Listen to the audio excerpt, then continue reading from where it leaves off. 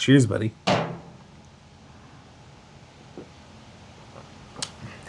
Hey. Oh, Hey.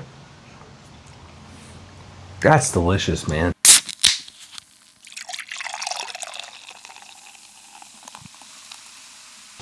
Welcome back, everyone, to an exciting new edition of the Sunday Sips podcast on the Tales, Ales, and Trails channel. I'm your boy, Kyle Lucas. That's your other boy, Nick Woodard in the flesh, baby. We're here for a very exciting local brew. You guys have heard us talk throughout this channel about our North Star, good old Sierra Nevada. Yep. I love them. Yep. Our interview with the one and only Ken Grossman was awesome. It was great. It kind of launched It launched the Tales, Ales, and Trails podcast. Yeah. You know, the interview style element to our channel that we get to use to share really inspiring stories about folks in the craft beer industry and the outdoor space and, you know, all of those great things. So everything in between. Ken was the start. And you know, we owe a huge debt of gratitude to Sierra Nevada for making stuff like that happen. Yeah. So, you know, I always think about when we say it's a local beer and it's Sierra Nevada, it's local to us, but it's probably the most global beer there is. True. It's pretty global craft beer at least, but it felt like the right time to do this. In the midst of this month, it felt like there's no better time to knock this out. Perfect weather right now. It's windy. It's a little cold. It was still sunny today. Yeah. We're in the heart of the month. It is Oktoberfest, baby. The one and only. The thing that you guys crave and that we crave. Yeah. Come October. Yeah. Everyone looks forward to this like they look forward to Summerfest. Right. Like they look forward to Celebration. Right. Some of the favorite seasonal beers that Sierra Nevada puts forward. And I do want to emphasize that we did review Oktoberfest last year. That being said, we will keep. Oh yeah, because every single year Sierra Nevada does a collaboration with a different German brewery to make their latest Oktoberfest beer. So this beer will taste different than last year's beer. True. Next year's beer will taste different than this beer. It's an ongoing evolution of their Oktoberfest offering. This one is collaboration with, if I say this wrong, forgive me. A shot? It's a Stortebeker. Ooh. Stortebeker. Ooh. I will not try to pronounce the brew house. Yeah, I got nothing on that. Brauspezatlaten. I don't know. But near Germany's coming up. It's, I guess. I don't even know if I'm part German. But yeah, I'm always, even if I don't enjoy, or if I enjoy a certain Oktoberfest over a previous or next one, they're always like pretty quality beers. Oh yeah. So yeah, there's always a level, like a standard level of quality that they meet. Like I feel like that's part of Sierra Nevada too. Yeah. Let's crack it, dude. Yeah, let's do it. Let's get into it. 3, 2, 1. Oh yeah. Got better than last episode. And we picked our Alpha Hop Society glasses for a very particular reason. You want to plug it? Plug it, dude. Well, you know, there's not much to plug yet. At least we don't know if there's anything much to plug yet because at the time of this recording, we haven't yet gone. But by the time this launches, we will have been to kind of the launch party for Sierra Nevada's next iteration of the Alpha Hop Society. So they canceled the Alpha Hops last year, and we've gone a year in incognito of not having really any society kind of like Alpha Hops, and we're invited to this new party. We have been since as soon as this airs, but we have been teased that there will be information about a new subscription model thing for us to try. Right. But right off the bat, dude, that amber color is phenomenal, dude. Yeah, love that. That's so good. Love that. Oh, it smells like Oktoberfest. I feel like we should let the I feel like we should hit the semi-negative thing. We should address the elephant in the room because unfortunately, as many of you Chicoans know, and people outside of Chico, it's a pretty large, celebrated event. Oktoberfest is no longer. They've canceled the event along with Beer Camp. I will include that. People are disappointed. They are, some people are very angry. I will say that I do have hope and positivity that new events will come out soon. I feel like we just have to be patient. And I think that's kind of what their messaging was when they came out and said, "Hey, it's not going to happen." Right. And there was a couple of different messages, and I think we actually did an emergency podcast when this happened to kind of talk about it last year. But they had a couple of different messages. The message to people. I think we did it over Zoom too. I think we were sick when it happened. Yeah. But they kind of announced that, hey. They said in one message that it was going to be ending indefinitely. Right. And then they said in another message that it's just not happening this year. Right. So it remains to be seen, if Oktoberfest comes back to fruition at some point. But there's no denying that it was a bummer because so many people have had such great times at that celebration. I've long said it's the most fun I've ever had drinking alcohol. Yeah. Like, it is such a blast. It became such a community satisfier, such a time where people could come together and celebrate.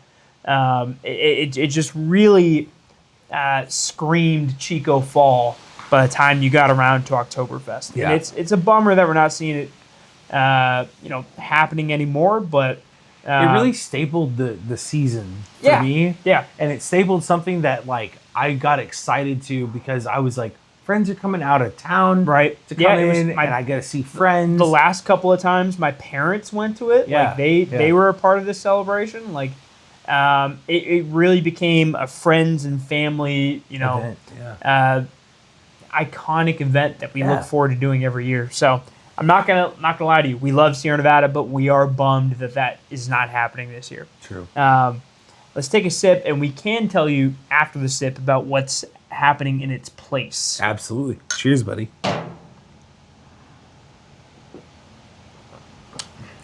Hey. That's delicious, man. We've been drinking Oktoberfest since 2017, probably. Yeah. I mean, at least to the point where we've been paying attention to it since 2017. 18 for me, yeah. And, everyone, because these beers are done with a different German brewery every year, people talk like, oh, the 2019 was way better than the 2021 or whatever. Always. And I always feel like it's so tough. Like, I could compare this to last year's beer. True. But I could never be like, this beer has these kind of notes compared to 2017. That's a ridiculous. That's true. That's a ridiculous memory. Unless people are holding. Got to be, or unless they're taking notes. Yeah. Or maybe they are. Or they're holding cans. Right. You know what I mean? Or maybe they're putting their reviews on Untapped and then referencing Untapped. Sure. That could be happening. But for me, it's like I can probably usually tell if I like it better than last year's version. And I'll tell you right off the bat, I do. I think so, too. I think so, too. And we can get into why later, but I do. Do you want to hear about the beer? Sure. This is on the Sierra Nevada website. It says, our authentic Oktoberfest is a collaboration with Stolterbecher, an award-winning German brewer intentionally recognized for quality and innovation. This modern Festbier lends into a rich, smooth malt backbone with notes of fresh baked bread and honey. I get that note. Yep. Traditional German hops provide balanced bitterness and herbal spicy aroma, rounding out with a crisp, clean finish. Prost. This is a 6% Festbier. Guess the IBUs, brother. 45. 32. Okay. You're a little high. Wasn't too far off. No. The malts are Munich Pale Pilsner, hops Magnum, Opal, Pearl, Spalter, Select, and Tetanang, and then with a lager yeast. Yeah. So I love Sierra Nevada when they list everything because they give us all of that. They're incredibly detailed. This does definitely that like bready honey. I don't know, very filling. Flavor from this beer. Makes me want a bratwurst for sure. Mm-hmm. I do want to talk about, the fact that in the absence of Sierra Nevada Oktoberfest, everyone in town has taken it upon themselves to say, hey, we're going to keep this celebration alive. We're going to do our own thing. True. We're going to invite the community to come out. And I'm going to try and mention both the things that have happened already as of this recording, right, as well as the things that are still to come. First and foremost, Paradise Brew Works, their Rocktoberfest. I think they ended up having a really great time. True. 2-day event. 2-day event. Awesome. We weren't able to attend. I think we were down in Tracy that weekend. Yeah, we were going to Fresno, going to a couple of concerts. Yeah, but we had bought tickets to other events. Right. So. But downtown Orrville had its own Oktoberfest celebration on October 11th. True. Lost on Main and the Down Low also had an Oktoberfest event on the 11th. And then E's Locker Room, one of the favorite venues of the band Wilder, which we have done a podcast with. Check that out, link in bio. Awesome. They did one on the 11th as well. This weekend, as it's launching right now, their Argus, Banshee, and the B Street are doing an Oktoberfest bar crawl. 4 to 9 p.m., $50 a ticket. It's bar crawl style. There's going to be live music, contests, meals, and drinks. They're doing that this weekend, and they're also doing it next weekend, October 25th. You maybe you see us out for that. We might see us out for that. We haven't decided if we're locking down those plans yet. I think we are going to. What's that meme? Oh, yeah. Oh, maybe we could go there. Oh, it would be terrible to attend that. Shout out Pointer Brothers. And then, of course, Rolling Hills Casino, same Saturday, October 25th. They're having their own Oktoberfest. So it's just one of those things where the entire area said there's this huge celebration that's just not happening this year. We want to make sure, we want to make sure that celebration continues and make sure the community has an opportunity to get together, have a great time. Absolutely. And so many people have stepped up to the plate to make that happen. I think it's just a spectacle of our community locally that has stepped up to the plate in this vacuum of, I don't want to say power vacuum, but a vacuum of a space for entertainment that is very prized and very special for everyone. I think about a conversation I had that's going to be on a podcast coming up, but with the great folks at Founders Brewing. And we really got to this place where we were talking about, it's great to make great beers, but what happens as a result of making great beers is you create a space for community, for friends, for family to come together and share great experiences over those beers. And I think that, and we came upon it kind of organically, but I think that's kind of what personally I love about craft beer in general. Like it's the essence of it's this. the idea that we can have a beer and really enjoy our time together. Yeah. And maybe you could do that with a Budweiser, a Coors Light, whatever. True, whatever your flavor But there's profile. something about craft beer and craft alcohol in general that has a knack for being inclusive and bringing people together in a fun, familial way. So I kind of love that. Whatever your flavor profile, if you enjoy crushing 12 Coors Lights with your buddy in a garage, sure. I mean, Nick Nothing and wrong with that. We've been there. Nick and I have been there. And if you enjoy, crushing a couple of craft beers in the backyard with your buddy, it's kind of a gradual, as you grow up, state that I've found. But whatever your preference, beer brings people together in a very special way. Yeah. Sometimes really hardcore, but in our old age, we find that if we take it easy, the time goes real smooth and real nice. This is an amazing beer. I love this. This is actually one of my favorite October beers. Do you want to? I'd say we do some plugs real quick, and then we get into rating. Plug it up. Give me 1 second, because I do want to pull up. I do want to see what we rated. I'm just curious what we rated our last Oktoberfest beer. Sure. I will say the notes of this, the bready, yeasty flavor and the honey really shine through.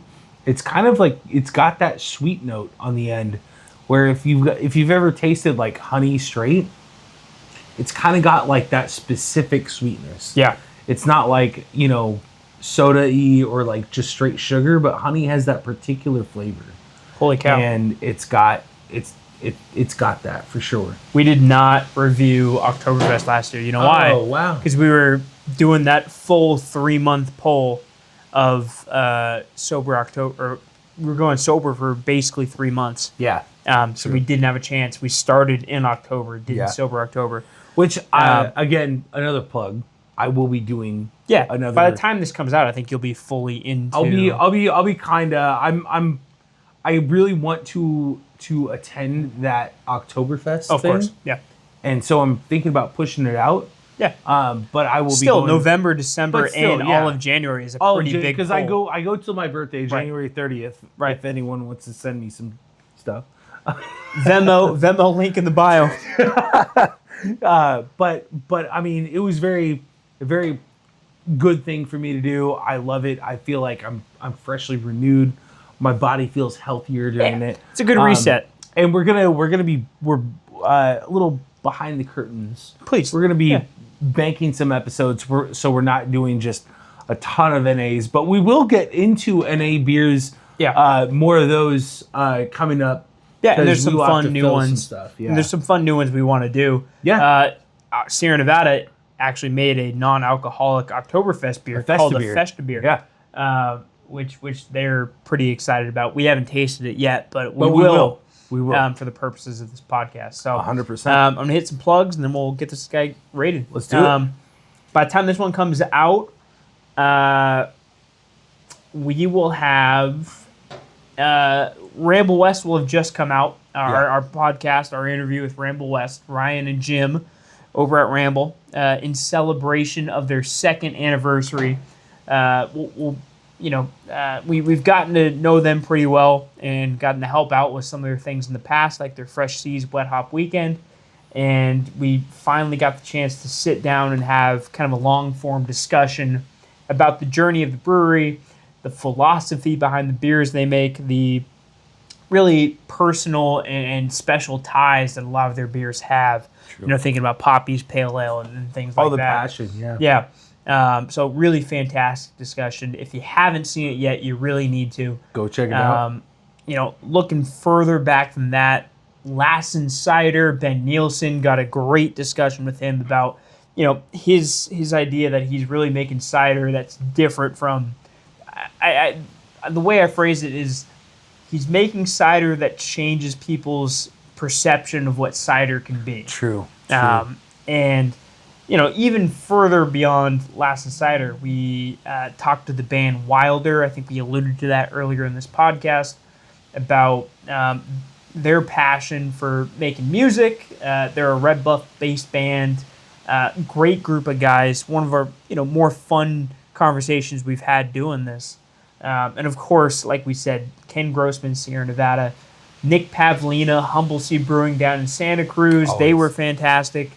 Brian Kennedy, our first but not the last outdoor creator that we got to talk to, professional mountain biker, invited me out to his property out by Blairsden to have a really great discussion about mountain biking. West Peak Sparkling Spirits, of course. Yeah. Really just no shortage of great conversations with really inspiring people. You can all find it on the channel.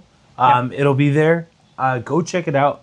Amazing conversations we've had. Absolutely. With amazing people. Yeah, definitely. Yeah. All right. Yeah, let's get around to it, dude. We thought we rated last year's, but we didn't rate last year's. This will be the first one. This is going to be tough. Do you want to go first? Or you want me to go first? Yeah. Oh, boy. You're not a truther, brother. I know. I feel like I'm going to do Dave Portnoy a disservice here because his classic move is he never gives a flat score. It's never a flat score, but our scale's a little bit different. Yeah. So I'm gonna go 8 flat. Nice. I think 8 flat is where this sits. I've been giving a lot of 8s recently. I think we've just been having a lot of really great beers. I think I'm gonna chalk it up to that. But I think this is a quintessential Oktoberfest beer. It's everything you want out of an Oktoberfest. I've had other Oktoberfest this past month even. I've had I've been inclined to just get whatever that brewery's Oktoberfest is. Right. I think about, we were at the airport leaving Michigan. Shout out to Bell's Brewing. And I had some, we had a bit of a wait before the plane got there. So I had a couple of beers. Sure. I had a few beers. I tried Bell's Oktoberfest. It was a good Oktoberfest, don't get me wrong. But it just left me missing the kind of flavor profile that Sierra Nevada consistently brings with its Oktoberfest year in and year out. It is kind of that quintessential fall beer. Like I said, it makes me want a bratwurst. It makes me want to put a lederhosen on and have a good time. Makes me want to beat certain people in Stein holding contests like I did. Hey, like you did. I mean, like I did. It's a darn good beer. Like I said, I do think I like this beer better than last year's. I don't know exactly what goes into that rationale, but there's something about it that's a little more smooth, I guess you could say. I 100% agree with that. So as we're going into this, it is more smooth. Yeah. I think I'm going to surprise you by my rating, please, because I have it in mind. It's an 8.5. Ooh, it's an 8.5 for me. I was thinking about how you were talking about how people remember old Oktoberfest beers, and I do. I have a specific, just like maybe flavor profile in mind from previous years. Sure. And it's always come across like kind of very malty. Yeah. To me. And this one, I agree with that. This one doesn't. Less so. This one less so. More into a sweet variety, and I really vibe with that. Yeah. I feel like some people will not vibe with that. I feel like a lot of people really want the malty flavor. And that's the beauty of it, right? It's all subjective. My flavor profile. It's also subjective. My flavor profile, I really like that sweet tang on it. That honey flavor really drives it for me. It's delicious. It's a quintessential fall beer. And it still is that, even though the flavor kind of has changed. Again, with collaborations with other, German brewers. Like, it's delicious. Yeah. Not to say that others in the past weren't delicious. This one just fits me a little more. Yeah. So I'm giving it an 8.5, dude. I really it. like that bread, honey, just like very like, I don't know, homey You taste. keep saying bread and honey, and there is like, it's such a spot on, and maybe that wasn't their intention, or that's not the notes they're trying to bring out, but it is reminiscent of that. Well, right? they said bread and honey. Oh, they did? Okay, my bad. I missed it. But it really does, like, that.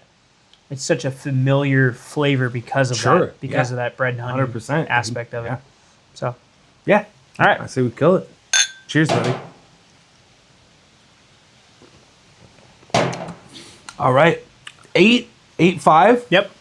Go try it. Oktoberfest Festbier 2025, baby. 2025. Stay tuned. Hopefully, Sierra Nevada has I feel like those negative points we hit where Oktoberfest is no longer a thing. I think it's a changing of the hands of management. I think they're reevaluating how they want to proceed when it comes to in the future, these kinds of events. Right. And I think I don't know if Oktoberfest is dead in the water completely, but I do think they're trying to determine what the best way forward is for these kinds of things. Maybe it's blind hope, but I guess Nick and I have very positive views on it. We at least hope. Yeah, hope. Yeah, gotta be optimistic about it. In the words of Star Wars, there's always hope. There's always hope. Don't forget, you crack one for us, we'll crack one for you. Cheers. Take care.